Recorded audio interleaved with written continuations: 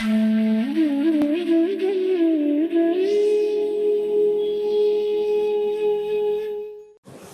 hungry, I'm dissatisfied, I want to consume. And I do not know what is it that would appease me, make me happy, quench my thirst. So I'll try out everything.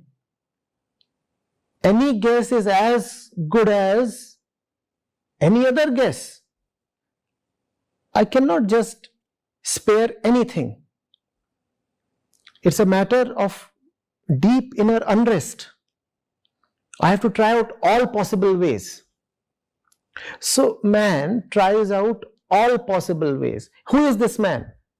Just to put the whole thing together. Who is this man? Restless man. This is the man who is coming from a mode of thinking that lays no emphasis on understanding oneself. It is much more concerned about the outer world. And of course, when it is concerned about the outer world, there would be great progress in science and technology, in everything that can be seen outside. So this man is coming from that domain of thought. He will not look at the thing called the ego. He will not look at the self.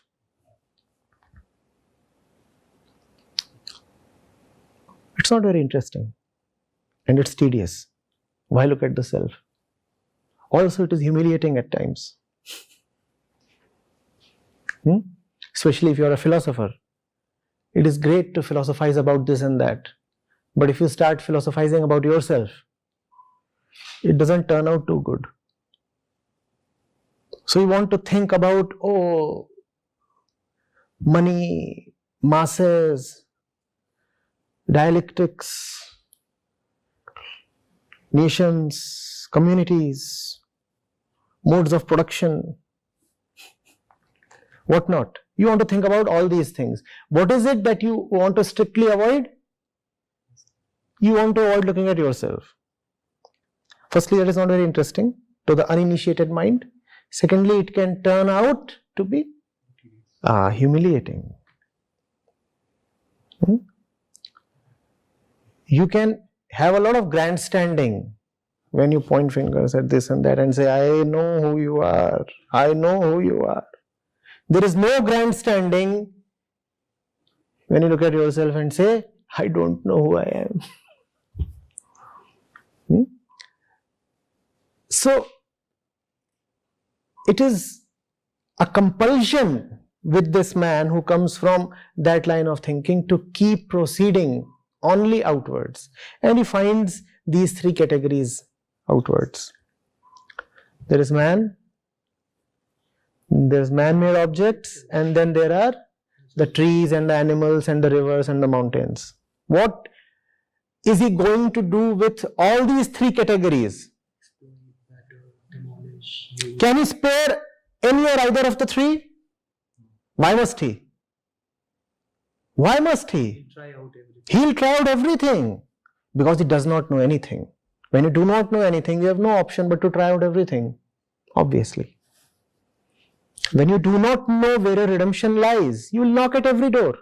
And these are the doors that are available to the man who proceeds outwardly in order to make himself happy. If I am proceeding towards the world to make myself happy, these are the three domains I'll encounter. I'll encounter human beings, I'll encounter animals, birds, rivers, trees, and I'll encounter man-made objects, cars, buildings, clothes, gadgets. What will I do with all these? What option do I have? Do I have an option? I'm hungry, I'm unhappy. And I don't know from where would happiness come. So do I have an option? What am I going to do with all these three? I'm going to eat them up.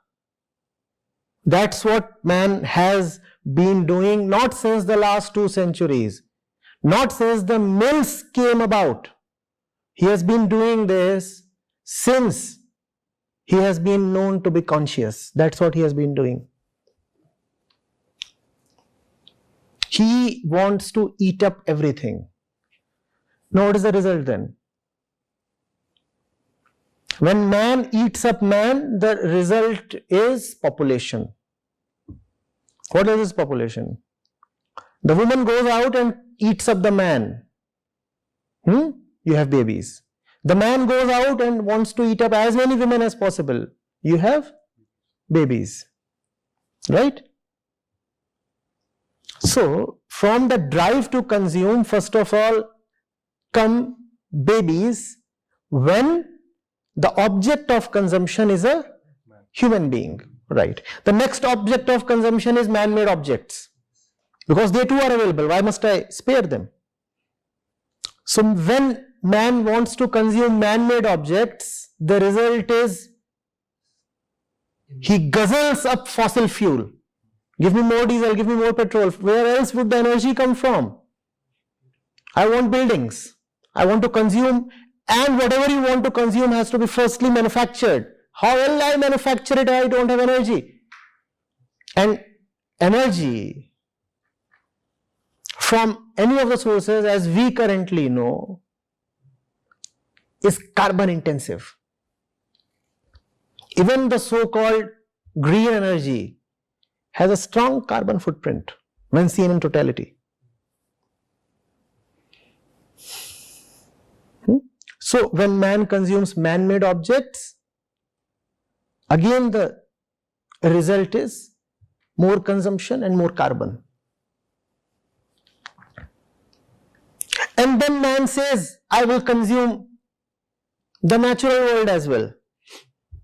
Why should these folks roam about happy and untouched? Maybe they can make me happy. How about some beef? How about more corn? How about turning a great banyan tree into a bonsai? I want it in a little pot. I'll keep it in my bedroom. Are you getting it? How about developing a delectable waterfront by the side of a great river? I'll go there and satisfy my senses. And what is the waterfront all about? Tons and tons of cement. Tons and tons of cement. I'll consume everything. And if you will look at these three types of consumption, you will understand what climate change is in all its totality. Nothing drives climate change except these three. Man consuming man, and when I say man, I mean mankind. It's not a gender specific thing. When I say man consuming man, that gives birth to unsustainable populations. When I say man consuming man-made objects, that is what is meant by, generally meant by the level of consumption. And when I say man consuming the natural world, that is what is meant by loss of biodiversity, excessive fishing, extinction of species, and whatnot. So that's the overall framework. You cannot look at any small part of it. You have to go to the very basis of it. The very basis of climate change is the constitution of man himself. It is not a specific activity of man that is leading to climate change. The very constitution of man is such that he is bound to destroy everything. It's just that sometimes he calls his destruction as construction. Real construction is something totally different. It does not come from that line of thought which prohibits man from looking at itself. Real construction or real creativity comes from another mind which, due to the various vicissitudes of history, could never gain enough prominence or power to guide the course of history. That kind of mind has sometimes been found in the Orient. though it is fairly lost now. So, man as he is climate change. So, climate change is not merely man-made. Climate change is man's compulsion. Man cannot help climate change. Man is climate change. If you have this big a hole in your heart, what else will you do? You will use the entire universe to plug this hole. And if you find this planet Earth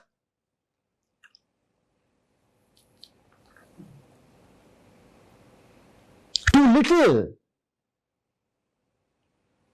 to fill up your hole, then you will proceed towards other planets. Of course, man is the only animal blessed with intellect. So you can do that. You can do that. You can now go and colonize Mars. And you can say, we have eaten away whatever there was to be eaten on the Earth. Now it's the turn of another planet. Gobble it up.